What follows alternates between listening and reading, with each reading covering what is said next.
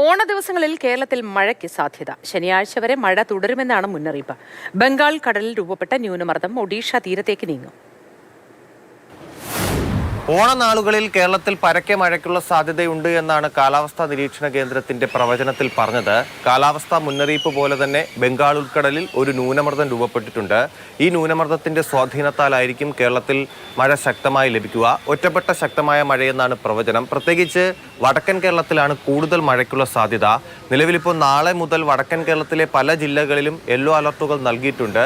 അതിൽ ആശങ്കപ്പെടേണ്ട സാഹചര്യം എന്തായാലും നിലവിലില്ല എന്ന് കാലാവസ്ഥ അറിയിപ്പുണ്ട്. പക്ഷേ എങ്കിലും ഈ മണ്ണിടിച്ചിൽ സാധ്യതാ പ്രദേശങ്ങളിൽ താമസിക്കുന്നവർ കൂടുതൽ ശ്രദ്ധ പാലിക്കണം. ഒപ്പം തന്നെ ശക്തമായ കാറ്റുണ്ടാകാൻ സാധ്യതയുണ്ടെന്ന് മുന്നറിയിപ്പുണ്ട്. അതുകൊണ്ട് തന്നെ മരങ്ങൾ കടപുഴകി വീർന്നേക്കും. അതുകൊണ്ട് ആ മേഖലകളിൽ താമസിക്കുന്നവരും കുറച്ച് ശ്രദ്ധിക്കുന്നത് നന്നായിരിക്കും. തീരദേശ മേഖലയിലെ ജാഗ്രതയും തുടരണമെന്നാണ് കാലാവസ്ഥാ അറിയിപ്പ് ഉള്ളത്. എന്തായാലും ഒരു 2-3 ദിവസം ശക്തമായ മഴ കേരളത്തിൽ പെയ്യുമെന്നാണ് കാലാവസ്ഥാ പ്രവചനം.